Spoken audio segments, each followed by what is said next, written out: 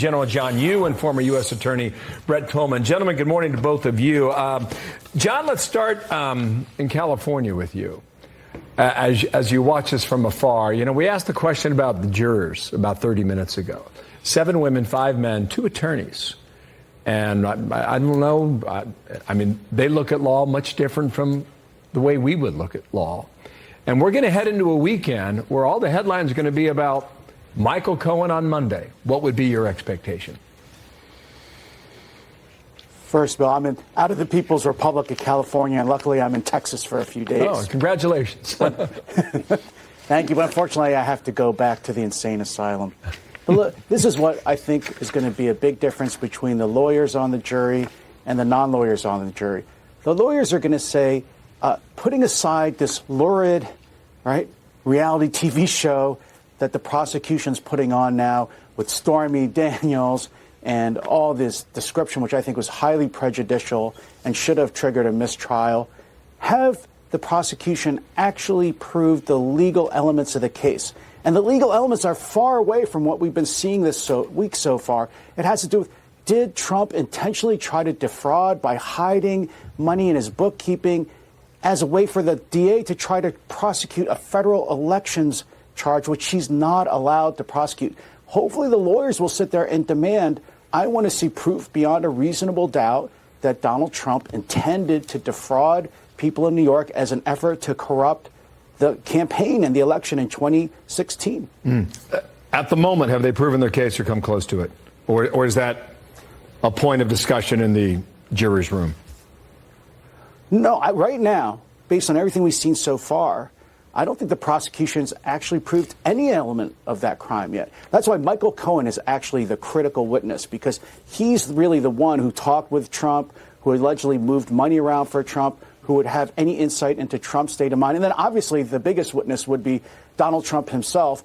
But I think that would be really a disaster if Trump were to testify. In fact, you could look at the prosecution and what's been doing is trying to goad him into waiving his Fifth Amendment right against self-incrimination and showing up on the stand. Okay. Cohen and Trump worked together for 12 years here in New York.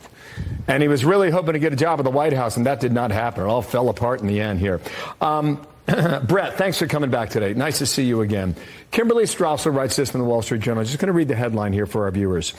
Trump in the lawfare implosion of 2024. Will his prosecution end up putting him back in the White House? Now, you and I had talked about this 2 days ago. I don't know if we really know the answer to that, Brett. Obviously not until November, but really not until this jury comes back with its verdict, will we? Yeah, we really won't know, but something is happening in this courtroom that I think John was commenting, and I appreciate his insights in this. What's happening is something I haven't seen in this type of a case. A very complex case in terms of presentation, because they have tried to manipulate facts and law to fit a narrative that doesn't quite work with their statutes.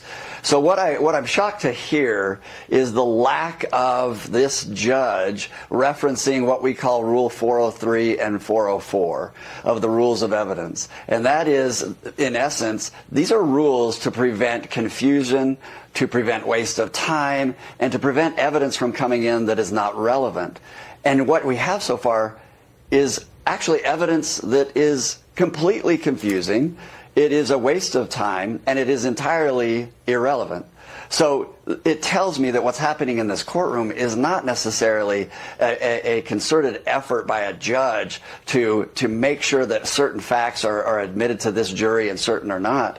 In fact, the judge seems to be participating in this charade, in this show of a trial. And what you have on the jury then are 2 lawyers that are going to know those rules, and they're going to be asking themselves. And remember, lawyers are technical.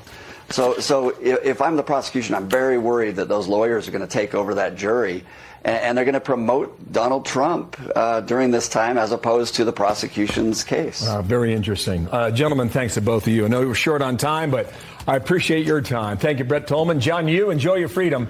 You will be